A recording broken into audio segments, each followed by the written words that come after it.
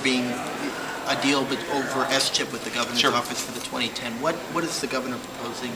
Well, the governor's proposing basically to reduce the premiums for people between 150 and 185% of federal poverty level. Also, he wants to cover able-bodied adults up to 50% of federal poverty level. And, you know, that's an ongoing discussion. The Speaker and Representative Pratt and myself have visited with the caucus, and so, you know, we're early in the process. But I will tell you this, in tough economic times, expanding welfare is probably not the direction that the House would like to go, because we've been down that road. I mean, whenever I first came to the legislature, I entered in a situation where we had been on that train that kept expanding and expanding with no real sense of how we were going to afford to pay for it 2 and 3 and 4 years out.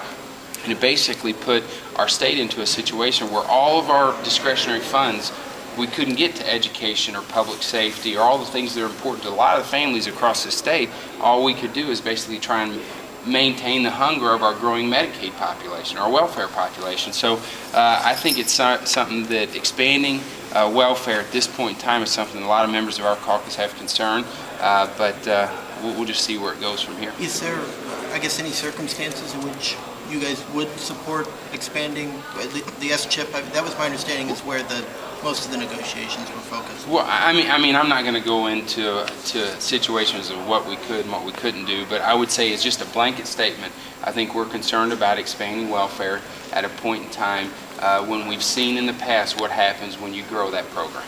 And I mean, we're in the middle of a worldwide recession right now, and so and at this time, and I think that Representative Tilley's absolutely right. It's going to be tough to expand welfare in the midst of a worldwide recession. But it sounds though that the governor is giving some leeway, because didn't he want to just do away with premiums, and now he's talking about just less premium? I think the governor said that he wanted to restore everyone on Medicaid. That's all I heard throughout the campaign. So now we're on the SCHIP, I was saying, I thought the crux of the issue was he didn't want premiums at all, and now he's saying he wants some. Or well, I mean, you'd have to talk with him about the details of his proposal. Basically, he wanted to eliminate premiums for people between 150 and 200 and 185 in federal poverty, and then decrease the premiums for people between 185 and 225. Then how is that expanding the program? It just seems like it's making it easier for people to afford it. Well, it has a fiscal note of almost $7 million a GR, so there in itself, you know, you're expanding the cost of the program. And by doing that, you're bringing more lives into it.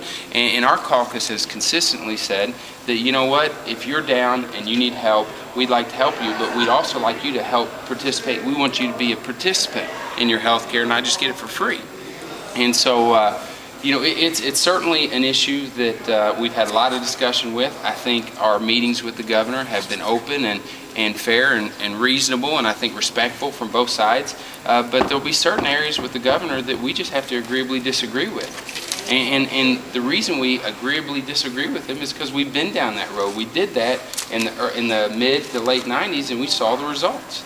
And there's a reason why every state in the country is having a crisis with their Medicaid population, because they didn't make the difficult choices that Missouri made in the past few years. And there's a reason why this state is in a better economic situation than almost every surrounding state, because we were willing to make those tough decisions.